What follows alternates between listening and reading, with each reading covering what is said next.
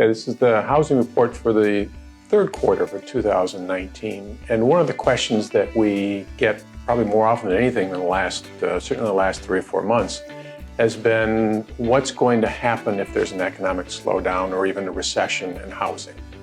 And it's a good question. And we don't think that they'll have a significant impact. And the reason we look at historical data to take a look at it to guide us on that. And in Michigan, if you look at the last 6 recessions, 4 of the last 6 recessions, home values actually went up anywhere from 2 to 4%. The only 2 they went down were 2 recessions that were housing-based recessions. Of course, the last one was the one we remember the most and was the most severe of the 6. But in general, if the recession isn't caused by housing, then housing has fared very well in those recessions. And in fact, if there's an economic slowdown, housing will not be the cause of this time either. Housing actually is very healthy in historical terms. Inventories are, although they've been rising, they are lower than historically we've seen. Demand is up, household formations are up, incomes are rising, employment is up, and actually mortgage debt is down. Those second mortgages that were one of the causes of the last recession are almost gone for the most part in the marketplace. So overall, if there is a slowdown, housing will go into that and fare very well. The caveat to that for us being in Michigan, of course, is that we are very auto-related still, and probably the one sector that will be affected by a slowdown is auto. So we might feel it more than the rest of the country, but overall, one of the things to keep in mind is that long-term demographics beat short-term economics. Recessions last usually in months, not years, but you have your home for years, not months. So the reality is that over the next 15 to 20 years, the demographics that really drive demand for housing are very strong. You have all the different demographic groups. You have baby boomers, you have Gen X, you have Gen Y, millennials, and you've got Gen Zs, all moving towards some sort of housing-related action over the next 15 years or so. So if you look at the long-term outlook, you'll see that the strong demand for housing is very strong. There'll be ups and downs, there'll be economic slowdowns, there'll be economic accelerators. All those things will happen, but overall, we think that the long-term outlook is great. And even in the short term, if there's a slowdown, we think housing will fare very, very well for that as well. So what are the specifics for Southeast Michigan in the last quarter or so? Well, inventories are up.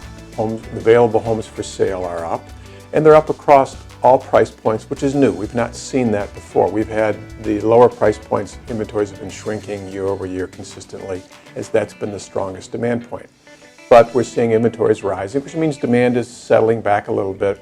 In fact, demand has actually been settling for a couple of years now, which is actually, in the silver lining, sort of a good thing, in that it's settling our market down a little bit so that if there is some sort of economic slowdown, we'll be in a better position. We've made some adjustments for that in advance of that.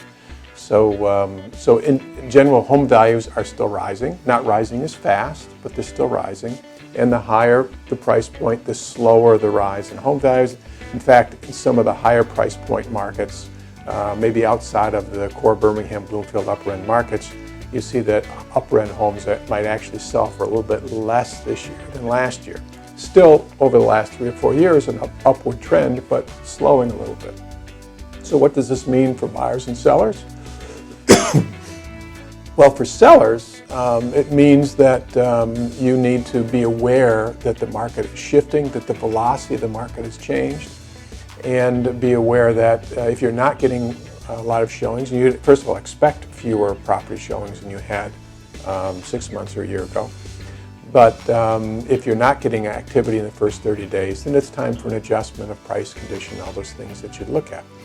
And if there's an offer, consider taking that, negotiating at least with the first offer rather than waiting for something better. On the buy side, there will be more to choose from, but also remember that those homes that have been updated and are move-in ready, those will move very quickly. So you have sort of the fast homes that'll still go really fast in 10 days or less in the marketplace, and you've got the rest. which is where the inventory and opportunity is for most buyers, is in that 60% of the market that isn't selling as fast, maybe in the market for 60 or 90 days. That's where the opportunity is. That's also where some of the work is and fixing up the house and all, but the best opportunity is. But in general, keep in mind that the velocity of the market has changed. It is slower than it was, both seasonally this time of year, but also from a long-term trend. So remember that change requires a little more expertise and knowledge. So this is when your realtor comes into play.